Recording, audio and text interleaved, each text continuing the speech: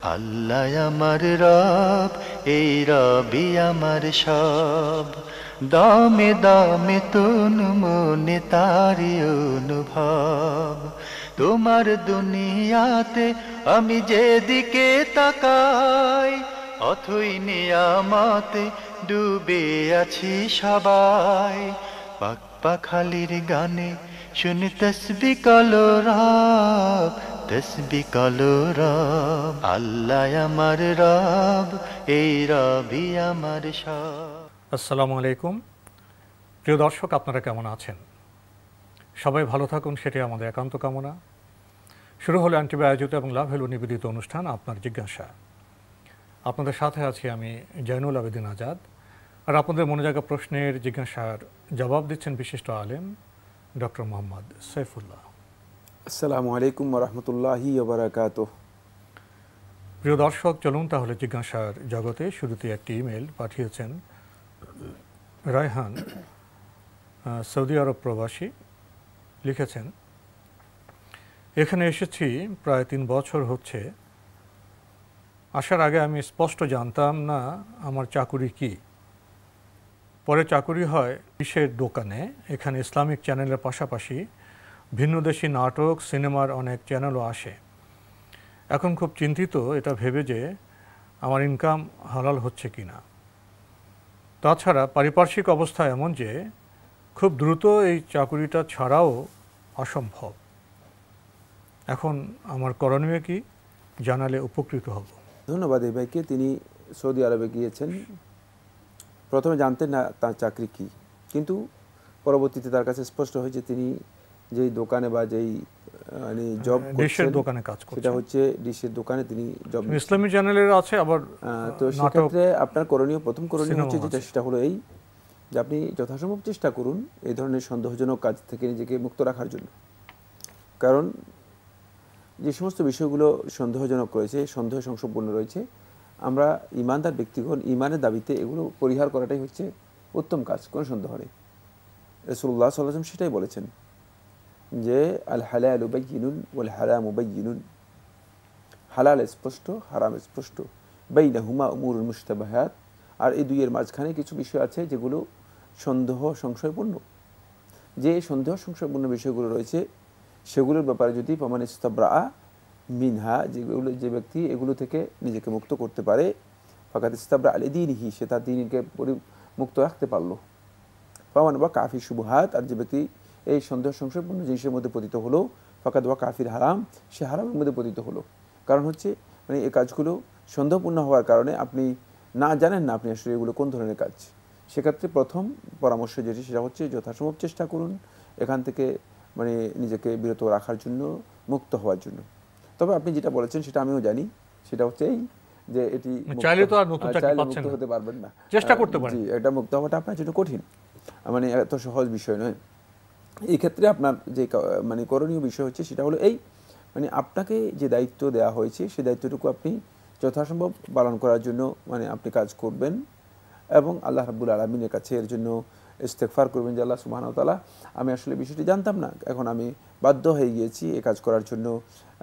এই জন্য আল্লাহ রাব্বুল আলামিনের কাছে যথাসম্ভব আল্লাহ রাব্বুল আলামিনের কাছে ক্ষমা প্রার্থনা করবেন। তবে আপনার ইনকাম এখানে হারাম নয়, যেহেতু আপনি কোনো হারাম কাজ করছেন না। ডিশের কানেকশন অথবা ডিশের ওখানে তো ইসলামী চ্যানেল আছে, ভালো সাথে আবার কিছু মিশ্রণ হয়ে গেছে। এই কাজগুলো মূলত এই যে কাজগুলোর সাথে সরাসরি কোনো হারাম কাজ, স্পষ্টভাবে সরাসরি কোনো হারাম কাজ জড়িত নেই, অত হারাম কাজের সংগঠিত হয় না। সে কাজগুলো যদি কেউ করে থাকেন তাহলে তিনি এর জন্য সত্যিকার অর্থে তার যে এই মাধ্যমে যদি কোনো ইনকাম তিনি করে থাকেন, তার ইনকামটা হালাল হবে, হারাম হবে না। এই জন্য আপনি আপনার ইনকামের ব্যাপারে সন্দেহ পোষণ করার কোনো প্রয়োজন নেই, আপনি কাজটা করুন। তবে আমি প্রথমে যে পরামর্শ দিয়েছি সেটা হচ্ছে আপনার জন্য উত্তম হচ্ছে যথাসম্ভব এই কাজ থেকে নিজেকে মুক্ত করে নেওয়া। আরও একটি ইমেল, এটি পাঠিয়েছেন শাহরুখ হোসেন তন্ময়। লিখেছেন, নামাজ পড়াকালীন সময়ে যদি কোনো কারণে নামাজ ছেড়ে দিই, পরে কাজটি করে এসে কোনো কথা না বলে এসে সেই নামাজ আদায় করি, তাহলে কোনো রকম থেকে শুরু করব? আর এক্ষেত্রে কি তাকবীরে তাহরিমা বাঁধতে হবে? প্রথম কথা হচ্ছে মানে সলাতের মধ্যে তাকবীরাতুল ইহরামের মাধ্যমে, মানে তাকবীরায়ে তাহরিমার মাধ্যমে সলাতের মধ্যে কেউ যদি প্রবেশ করে থাকেন, তিনি কোনো ওজর ছাড়া সলাত থেকে ইচ্ছাকৃতভাবে সলাত যদি পণ্ড করে থাকেন, নষ্ট করে থাকেন, তিনি কবিরা গুনাহ করলেন। ওয়ালা তুবথিলু আমালাকুম, তোমরা তোমাদের আমল সমূহ বাতিল করো না। মানে আমল ইবাদত শুরু করার পরে ইচ্ছাকৃতভাবে মানে কাজের জন্য কি কাজ সেটা উল্লেখ করেননি। মানে কোনো কাজের জন্য আপনি সালাতকে বাতিল করতে পারবেন না। মানে আপনি সালাত ছেড়ে দিলেন, আপনার মন চাইল, মানে ব্যাপারটা এমন নয়। কারণ আপনি যে এখানে যে ইহরাম করেছেন, ইহরাম থেকে বের হওয়ার পদ্ধতি হচ্ছে সালামের মাধ্যমে, সালাত শেষ করে সালামের মাধ্যমে। সুতরাং এখান থেকে আপনি যদি ইচ্ছাকৃতভাবে এই ইহরাম নষ্ট করে থাকেন, মানে সলাতের যে ইহরামটা করেছেন, তাকবীরাত তাহরিমা যেটাকে বলা থাকে, এটা ইহরাম। মূলত আপনি এই সলাতের মধ্যে যে প্রবেশ করেছেন, এই প্রবেশ থেকে আপনার বের হওয়ার পদ্ধতি রয়েছে। ইহরাম অর্থ কি প্রবেশ করা? ইহরাম হলো মানে সলাতের মাধ্যমে নিজের উপর যে জিনিসগুলোকে হারাম করে নিয়েছেন, মানে বাহিরের সমস্ত কিছুই তো হারাম করে নিয়েছেন উনি, মুক্ত হয়ে এখন এই সলাত থেকে তাকে বের হতে হলে তাহলে এর বৈধ যে পদ্ধতি বা সিস্টেম দেওয়া আছে শরীয়তের মধ্যে, সেই অনুযায়ী বের হতে হবে। নিজের খাহেশ মতো ইচ্ছা মতো বের হয়ে চলে গেলে হবে না। সুতরাং আপনি যে কোনো কাজের জন্য বেরিয়ে চলে যাবেন, তারপরে আবার এসে শুরু করবেন, এই কাজ আপনার জন্য জায়েজ নেই, এটা কবিরা গুনাহ। ইচ্ছাকৃতভাবে যদি কেউ সালাত এভাবে নষ্ট করে থাকেন, তিনি ইবাদত নষ্ট করার কারণে তিনি গুনাহগার হবেন। এবং এই ক্ষেত্রে তিনি গুনাহগার হওয়ার পর তিনি যখন সালাতের উপর মানে আবার সালাতের জন্য আসবেন, আবার তিনি প্রথম থেকে সালাত শুরু করবেন, তার এই সালাত বাতিল হয়ে গিয়েছে। আবার নতুন করে তাকবীরাত তাহরিমা বেঁধে মানে এর উপর তিনি বিনা করতে পারবেন না, মানে এর উপর ভিত্তি করতে পারবেন না। মানে এক রাকাত পড়ে গেছেন, ভিত্তি নষ্ট হয়ে গেছে, দ্বিতীয় রাকাত শুরু করবেন না, এটি তার জন্য জায়েজ নেই, এটি তার জন্য জায়েজ নেই, এটি তিনি করতে পারবেন না। বরং তিনি সালাত নতুন করে তাকে শুরু করতে হবে একবারে প্রথম থেকে, যেহেতু তার আগের সালাতটি বাতিল হয়ে গিয়েছে। হ্যাঁ, যদি সলাতের মধ্যে এমন কাজ হয় যেই কাজটি আপনাকে করতে বাধ্য হয়েছে, যেমন প্রাকৃতিক কারণে পেশাব পায়খানা, মানে যেটি একেবারে বাধ্যতামূলক একটি বিষয়, সলাতের মধ্যে আপনাকে মানে যেতেই হচ্ছে, অথবা আপনার উযু নষ্ট হয়ে গিয়েছে, অথবা সলাতের মধ্যে আপনি এমন একটা পরিস্থিতির মুখোমুখি হয়ে গিয়েছেন, যেমন মানে ঘরের মধ্যে আগুন লেগে গিয়েছে বা একটি শিশু চুলার আগুনে হাত দিচ্ছে, অথবা মানে এমন একটি বিপদ, মানে আপনার সামনে হিংস্র বাঘ অথবা হিংস্র প্রাণী অথবা সাপ, মানে অথবা ইচ্ছু মানে আপনাকে কামড় দেওয়ার জন্য আসছে। মানে এই ক্ষেত্রে যেটাকে ইমার্জেন্সি বলা হয়, যেটাকে ওজর, মানে ওজর যেটি রয়েছে, মানে এই ওজরের ক্ষেত্রে আপনি যে অবস্থায় রয়েছেন সে অবস্থায় আপনি সালাত থেকে গিয়ে আপনি সেই কাজটি সম্পাদন করতে পারবেন। আপনি উযু নষ্ট হয়ে গেছে, আপনি সালাত থেকে বের হয়ে গিয়ে আপনি উযু করে এসে আবার ঠিক আগে যেখান থেকে সালাত মানে করেছেন, যেমন আগে আপনি যদি রুকু থেকে যান, তাহলে আপনি আবার রুকুতে গিয়ে রুকু থেকে আপনি রুকন থেকে আবার কি করতে পারবেন, সেটা কন্টিনিউ করতে পারবেন। প্রাকৃতিক কাজ সম্পাদন করেন, ঠিক একই সম্পাদন করে এসে ওযু করে আবার ওযু করে এসে আবার মানে রুকু থেকে তিনি কি করবেন, মানে তিনি কন্টিনিউ করতে পারবেন। এই অবস্থায় আপনার জন্য বেনা জায়েজ, কন্টিনিউ করা জায়েজ। এই অবস্থায় কিন্তু আপনার আগের সালাত বাতিল হবে না, এবং এই অবস্থায় আপনার মানে আপনি গুনাহগার হবেন না, সালাতও বাতিল হবে না, আপনি গুনাহগার হবেন না। যেহেতু এই বিষয়গুলো ইসলামী শরীয়তের মধ্যে সালাতের মধ্যে অনুমোদন দেওয়া রয়েছে, এগুলো ওজরের কারণে অথবা ইমার্জেন্সির কারণে, জরুরতের কারণে, মানে যেহেতু একটা ইমার্জেন্সি বিষয়, জরুরি বিষয়, তাই ইমার্জেন্সির কারণে মূলত এটা অনুমোদিত বিষয়। এই সমস্ত ক্ষেত্রে আপনি সেগুলো করে আসতে পারবেন। করে আসার পর আপনি যদি একটা রোকন কমপ্লিট হয়ে যায়, যেমন রুকু কমপ্লিট হয়ে গেছে, তাহলে আপনি রুকুর পরবর্তী যে মানে রোকন রয়েছে সেই রোকন থেকে আপনি শুরু করতে পারবেন, এবং এরপরে ধারাবাহিকভাবে সালাত বাকি অংশটুকু যতটুকু আপনি আদায় করেন নাই ততটুকু আপনি আদায় করে সালাম এর মাধ্যমে আপনি সালাত থেকে সম্পূর্ণরূপে মুক্ত হতে পারবেন। আমার মনে হয় বিষয়টি স্পষ্ট হয়েছে যে মানে ইচ্ছাকৃতভাবে কিন্তু সালাত নষ্ট করা জায়েজ নেই। শুধু সালাত নয়, বরং ইচ্ছাকৃতভাবে কোনো ইবাদত নষ্ট করাটা জায়েজ নেই, এটি গুনাহের কাজ। অনেক সময় দেখা যায় নামাজ পড়া অবস্থায় দরজা অনবরত কলিং বেল বাজছে, কেউ ডাকছেন দরজা থেকে, এবং ফোন বেজেই যাচ্ছে, এইসব অবস্থা কি করবেন? না, যদি এমন ইমার্জেন্সি কোনো বিষয় হয়ে থাকে যে দরজায় কেউ এসেছে, তিনি শুধুমাত্র দরজাটা খুলে দিয়ে এসে সালাতে যেভাবে আছে সেভাবে সালাত আদায় করবেন। কিন্তু মানে যদি বিষয়টি ইমার্জেন্সি মনে না হয়ে থাকে, তাহলে সেক্ষেত্রে উত্তম হচ্ছে সালাতে কন্টিনিউ করা। আমরা খুবই গুরুত্বপূর্ণ বিষয়ে অবগত হলাম। প্রিয় দর্শক লিখেছেন, সিররি কিরাতের নামাজে ইমামের কিরাত ভুল হলে মুসল্লির নামাজ কি বাতিল হয়ে যাবে, যদিও ওই কিরাত শোনা যায় না? না, সিররি কেরাতের মধ্যে যদি ইমামের কেরাত ভুল হয়ে থাকে মুসল্লির সালাত বাতিল হবে না। মুসল্লি ব্যক্তি এই জন্য মানে সালাতের দায়িত্ব বহন করবে না। আর ইমামের কেরাত ভুল বলতে আপনি কোনটাকে বোঝাচ্ছেন? এটা সিররি কিরাত তো যেখানে নীরবে ইমাম পড়েন, সেটা আমার আপনার জানার কথা না। জানি না যে আমি কিভাবে ভুল হয়েছে, এটা হলো প্রথম কথা। দ্বিতীয় কথা হচ্ছে মানে কোন কেরাতের কারণে ইমামের সালাত বাতিল হয়ে যাবে, মানে কোন ভুলের কারণে ইমামের সালাত বাতিল হয়ে যাবে, এটা খেয়াল রাখতে হবে। ইমাম এর কেরাতের মধ্যে যদি লাহানে জালি হয়, মানে এমন ভুল হয় যে ভুলটি মূলত কোরআনে কারিমের অর্থ পরিবর্তন করে দেয়, এবং যে ভুলের কারণে মূলত মানে ইমাম সাহেবের মানে উপর মানে কুফরি অথবা মানে শিরক অথবা মানে ইসলামের পরিপন্থী কোনো মানে হুকুম চলে আসে, মানে এই ধরনের কোনো ভুল যদি হয় থাকে, তাহলে ইমাম সাহেবের ওই কেরাত এর ভুলের কারণে সালাত নষ্ট হয়ে যাবে। কিন্তু মানে শব্দের উচ্চারণগত ভুল, উচ্চারণটা যথার্থ হয়নি, মাখরাজ যথার্থ হয়নি, মানে মাখরাজটা যেখান থেকে হওয়া দরকার সেখান থেকে হয়নি, কাছাকাছি হয়েছে কিন্তু যথাযথ হয়নি, অথবা উচ্চারণগত একটু সমস্যা হয়েছে, অথবা মানে ইমাম সাহেবের মানে একটি শব্দ ছুটে গিয়েছে, এই ধরনের কারণে মূলত সালাত বাতিল হবে না। আর যারা মুসল্লি তাদের কি অবস্থা হবে? না, মুসল্লি তো মানে সিররি সালাত যেগুলোর মধ্যে রয়েছে মুসল্লির নামাজ নষ্ট হবে না, মুসল্লি নামাজ নষ্ট হবে না। আমরা খুবই গুরুত্বপূর্ণ বিষয়ে অবগত হলাম। আল্লাহ আমার রব, এই রবি আমার সব। আল্লাহ আমার রব, এই রবি আমার সব। আমরা প্রশ্ন পড়ছি, ইমেলটি পাঠিয়েছেন আসিফ জামাল। আগের ইমেল আরও আপনার প্রশ্ন রয়ে গিয়েছিল, আপনি জানতে চেয়েছেন রাসূল সাল্লাল্লাহু আলাইহি ওয়াসাল্লাম কি একা ঘুমোতে নিষেধ করেছেন? এক হুজুর ওয়াজে তাই বললেন, বিষয়টি জানাবেন। না, এই মর্মে রাসূলুল্লাহ সাল্লাল্লাহু আলাইহি ওয়াসাল্লাম কোনো সহিহ হাদিস এই পর্যন্ত আমার মনে পড়েনি। রাসূলুল্লাহ সাল্লাল্লাহু আলাইহি ওয়াসাল্লাম একা ঘুমাতে নিষেধ করেছেন এই মর্মে কোনো সহিহ হাদিস পড়েনি।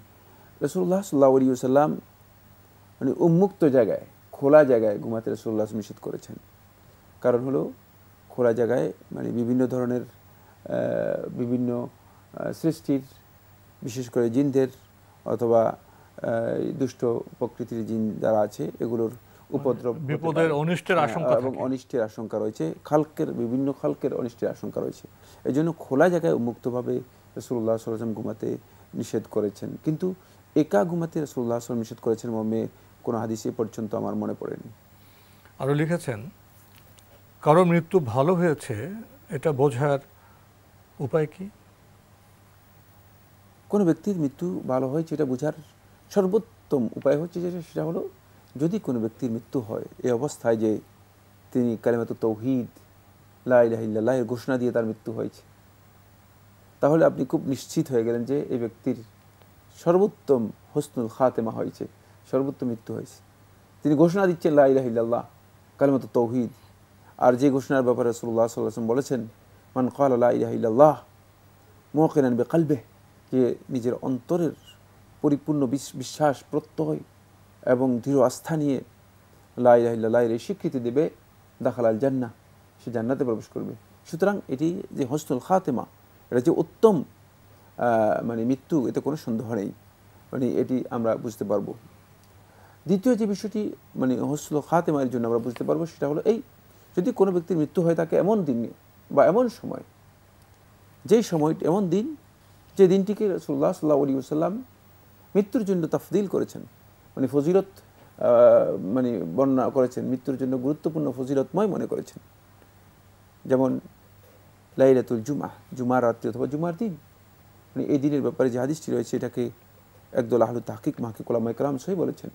সুতরাং যদি তার কারো মৃত্যু হয়ে থাকে এই দিনে অথবা এই রাত্রে, তাহলে বুঝতে হবে যে এই ব্যক্তির মৃত্যুটা হুসনুল খাতেমা হয়েছে, উত্তম মৃত্যু হয়েছে। তৃতীয় যে পয়েন্টটি সেটা হচ্ছে যদি কোনো ব্যক্তির মৃত্যু হয় এমত অবস্থায় যে সে আল্লাহ রাব্বুল আলামিনের ইবাদতের মধ্যে মগ্ন রয়েছে, সিজদা অবস্থায়, রুকু অবস্থায়, সালাত অবস্থায়, উজুরত অবস্থায়। এক ভাই আমাকে টেলিফোন করে বলতেছিলেন, আমার খুব বন্ধু মানুষ, যে তার মা 81 বছর বয়স, এশার সালাতের উজু করতেছিলেন, এমত অবস্থায় তার মৃত্যু হয়েছে। তাহলে বুঝতে হবে যে তার মৃত্যু যে হুসনুল খাতেমা হয়েছে, মানে ভালো মৃত্যু হয়েছে।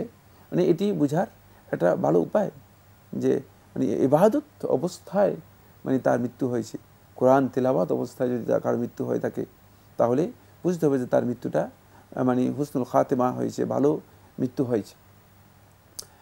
এরপরে যে পয়েন্টটি সেটা হলো যদি কোনো ব্যক্তির মৃত্যু হয় এমত অবস্থায় যে মৃত্যুর ব্যাপারে রাসূলুল্লাহ সাল্লাল্লাহু আলাইহি ওয়াসাল্লাম শাহাদাতের কথা, রাসূলুল্লাহ শাহাদাতের মর্যাদার কথা উল্লেখ করেছেন। মানে বিভিন্ন মৃত্যুর ব্যাপারে রাসূলুল্লাহ সাল্লাল্লাহু আলাইহি ওয়াসাল্লাম শাহাদাতের মর্যাদার কথা উল্লেখ করেছেন। যদি এই ধরনের কারো মৃত্যু হয়ে থাকে তাহলে বুঝতে হবে যে তার মূলত মৃত্যুটা এটাও হুসনুল খাতেমা, এটা উত্তম মানে মৃত্যু। মানে যেহেতু রাসূলুল্লাহ সাল্লাল্লাহু আলাইহি ওয়াসাল্লাম মানে বিভিন্নভাবে বিভিন্ন জনকে বিভিন্ন দিক থেকে যদি কোনো ব্যক্তির মৃত্যু হয়ে থাকে, প্লেগ রোগে কোনো ব্যক্তির মৃত্যু হয়ে থাকে, তার পেটের পীড়ায়, মানে রাসূলুল্লাহ সাল্লাল্লাহু আলাইহি ওয়াসাল্লাম কোনো দুর্ঘটনায়, তাহলে তার মৃত্যুর ব্যাপারে রাসূলুল্লাহ সাল্লাল্লাহু আলাইহি ওয়াসাল্লাম বলেছেন যে মানে তার শাহাদাতের মর্যাদার কথা রাসূলুল্লাহ সাল্লাল্লাহু আলাইহি ওয়াসাল্লাম ঘোষণা করেছেন। সুতরাং সেক্ষেত্রে তার এই মৃত্যুটাকেও মূলত হুসনুল খাতেমা বলা হবে, যে উত্তম মৃত্যু হয়েছে, এটি বলা যেতে পারে। সর্বশেষ যে পয়েন্টটি সেটা হলো কোনো ব্যক্তি যদি মৃত্যু হয় থাকে এমত অবস্থায় যে সে মানে এর আগে এমন কোনো আমল করেছে যে এই আমলের পর মানে নেক আমলে আর কোনো ধরনের গুনাহের কাজের মধ্যে লিপ্ত হয়নি, তাহলে বুঝতে হবে যে মূলত তার মৃত্যুটি মানে হুসনুল খাতেমা হয়েছে। ফজর সালাত আদায় করে আপনি বাসায় আসলেন, এসে খাওয়া দাওয়া করলেন, নাস্তা করলেন, তারপর হঠাৎ করে আপনার মৃত্যু হলো, কোনো গুনাহ করেননি, তাহলে বুঝতে হবে যে আপনার এই মৃত্যুটি হুসনুল খাতেমা হয়েছে। আমরা মোটামুটি কিছু বিষয় দৃষ্টি আকর্ষণ করলাম, আরও কয়েকটি পয়েন্ট রয়ে গিয়েছে, যে অনেক লম্বা প্রশ্ন, এই জন্য আর অত বিস্তারিত আলোচনা যাচ্ছি না। মানে যেই পয়েন্টগুলো আমরা আলোচনা করেছি সবগুলো পয়েন্টের মানে বাকি উদাহরণগুলো মূলত এগুলোর মধ্যে মানে প্রবেশ করে যাবে। তার মধ্যে একটি পয়েন্ট শুধুমাত্র ইঙ্গিতের জন্য বলছি, সেটা হলো যেমন এটা অবশ্যই আমি বলে দিয়েছি, ইবাদত অবস্থায় যদি কারো মৃত্যু হয়, তার মধ্যে একটি ব্যাপারে রাসূলুল্লাহ সাল্লাল্লাহু আলাইহি ওয়াসাল্লাম সুস্পষ্ট মানে হাদিসের মাধ্যমে স্পষ্ট করে উল্লেখ করে দিয়েছেন, সেটা হচ্ছে কেউ যদি হজের মধ্যে ইহরামরত অবস্থায়, তালবিয়াতরত অবস্থায় যদি কারো মৃত্যু হয়ে যায়, এটি হুসনুল খাতেমা, উত্তম মৃত্যু হয়েছে। যেহেতু রাসূলুল্লাহ সাল্লাল্লাহু আলাইহি ওয়াসাল্লাম হাদিসের মধ্যে ইরশাদ বলেছেন ফাইন্নাহু ইউবাসু ইয়াউমাল কিয়ামাতি মুলাব্বিয়া, সে কিয়ামতের দিন তালবিয়া পাঠ করতে করতে উঠবে। মানে সুতরাং এটি যে কত উত্তম মৃত্যু কোনো সন্দেহ নেই, এটা আমরা বুঝতে পেরেছি। মূলত সকল প্রকার ইবাদতের ক্ষেত্রেই যদি ইবাদতরত অবস্থায় আল্লাহর বান্দার মৃত্যু হয়ে থাকে তাহলে তার এই মৃত্যুটুকু মূলত হুসনুল খাতেমা হবে, উত্তম মৃত্যু হবে, কোনো সন্দেহ নেই। প্রিয় দর্শক, আমরা খুবই গুরুত্বপূর্ণ বিষয়ে অবগত হলাম। আমাদের হাতে একটি দীর্ঘ চিঠি, এটি পাঠানো হয়েছে বর্ণমালা স্কুল ও কলেজ, শনি রাখড়া, ঢাকা থেকে। লিখেছেন, নাসিরউদ্দিন আলবানী কে ছিলেন? কওমি মাদ্রাসার একজন স্টুডেন্ট তাকে নিয়ে ভালো মন্তব্য করেননি, তো আমি নাসিরউদ্দিন আলবানী সম্পর্কে জানতে চাই। মোহাম্মদ নাসিরউদ্দিন আলবানী রাহিমাহুল্লাহ তাআলা তিনি মানে এই শতাব্দীর হাদিস বিশারদদের শ্রেষ্ঠ হাদিস বিশারদ হিসেবে পরিচিত ছিলেন। এই উম্মার সমস্ত ওলামায়ে কেরাম যারা হাদিসের উপর জ্ঞান রাখেন এবং হাদিসের তাহকিকের বিষয়ে যাদের সত্যিকার দখল রয়েছে, তারা সবাই তাকে হাদিসের মুহাক্কিক হিসেবে গ্রহণ করেছেন। সুতরাং কোথাকার কোন মানে কলিমউদ্দিন আর সলিমউদ্দিন মাদ্রাসার ছাত্রের বক্তব্য তার সম্পর্কে খারাপ মন্তব্য, বিরূপ মন্তব্য করা, এটি বড় ধরনের স্পর্ধা, সীমালঙ্ঘন এবং এটি একেবারেই ধৃষ্টতা।